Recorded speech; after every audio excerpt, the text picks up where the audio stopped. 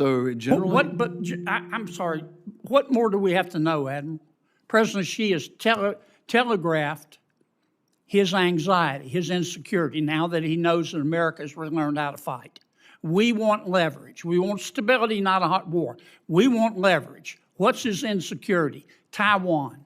Why don't we just go ahead and sell the weapons to Taiwan that Taiwan wants? The president can call President Xi and say, hey, President Xi, don't take it personally. Don't get excited. Don't get your bowels in an uproar. But I'm selling these weapons. Senator Kennedy walked into this hearing with zero patience for scripted talking points, and the room changed instantly. Instead of wasting time on polished speeches, he demanded direct answers about Russia, Ukraine, China, and Taiwan. What really stood out was how aggressively he pushed the idea that America must project strength or risk looking weak to adversaries like Putin and Xi Jinping.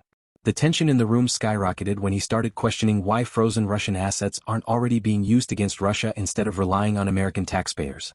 Then came the Taiwan exchange.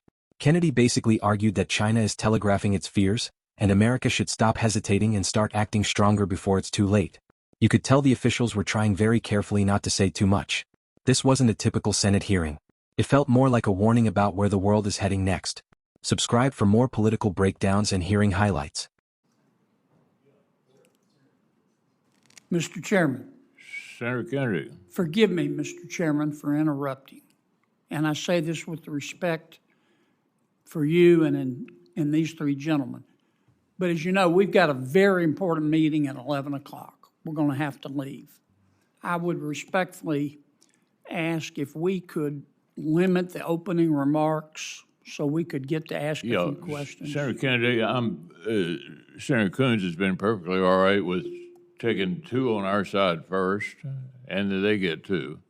So we'll be able to get to both of you. I know, but my point is we're going to start at 11 o'clock. I've got to be there, and these gentlemen have some wonderful prepared statements, but I can read faster than they can talk. And I was hoping if they could give us the Cliff's Notes version, we might have enough time to ask a question. Or go ahead and ask the question. Do you mind? No. You mind, gentlemen? sir, not at all. All right. I'll try to be brief. Mr. Secretary, thank you for being here. We need more ships. We're going to give you money to build more ships. You need to get those ships built. You need to build as many of them as you can in Louisiana, but let's get them built. General, is Russia our friend? Sir, they're not. Between Ukraine and Russia, who do we want to win that war?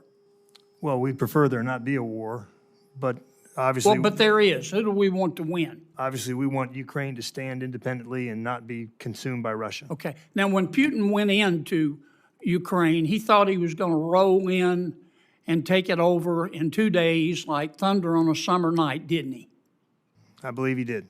But the Ukrainian people have fought back, haven't they? Yes, sir. They have fought back. And they now have some of the most sophisticated drone technology in the history of the world, don't they? Sir, they do. They're doing very well with drones. And they're giving, with the limited resources they have, they're giving Russia a curb stomping, aren't they? I would say they are. In fact, they have knocked out, with their limited resources, 40% of Russia's export ability of their oil.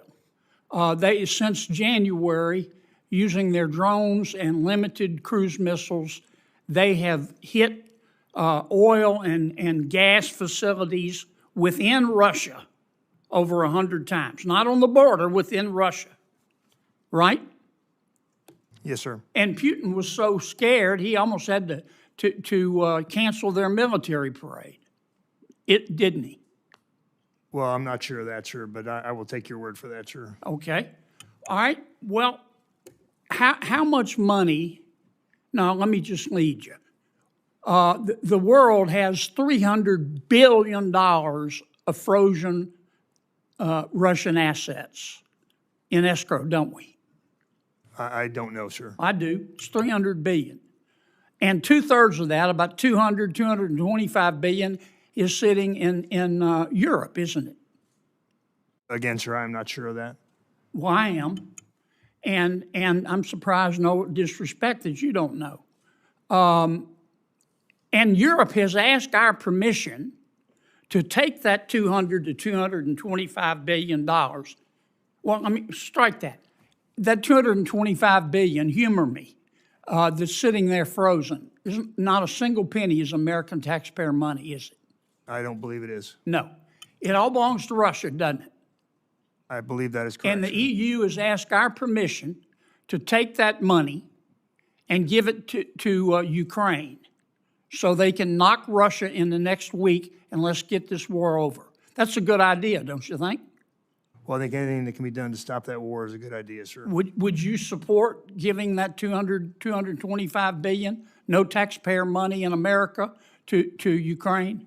Well, again, sir, that's outside my purview as a service chief. Okay. Admiral, let me ask you a question.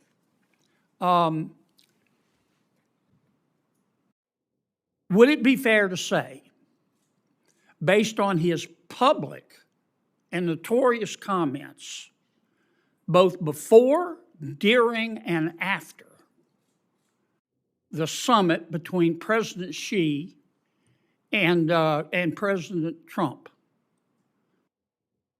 that President Xi, how can I put this?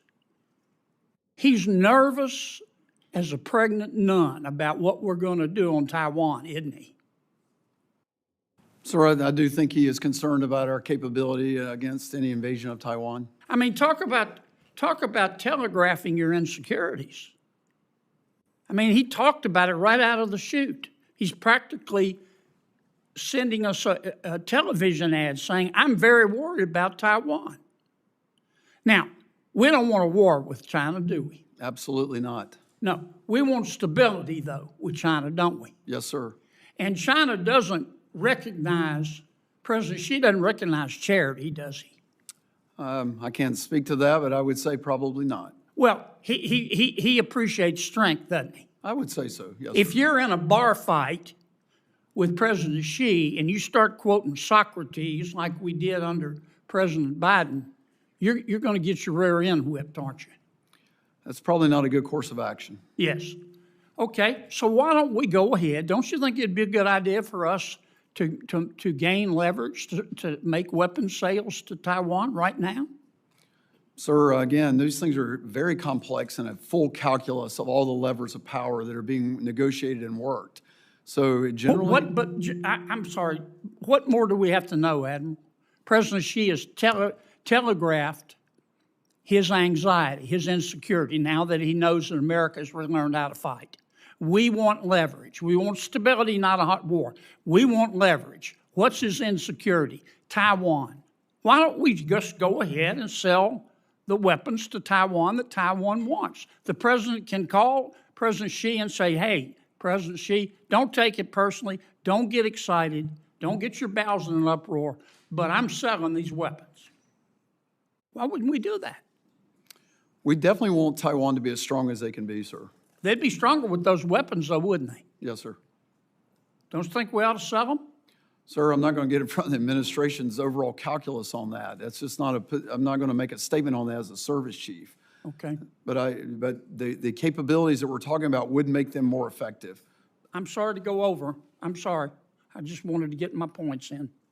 Thank you so much, Mr. Chairman. I've got to go, gentlemen. I'm really sorry. And I don't mean any disrespect by being so direct. But we're down to it. We're down to it.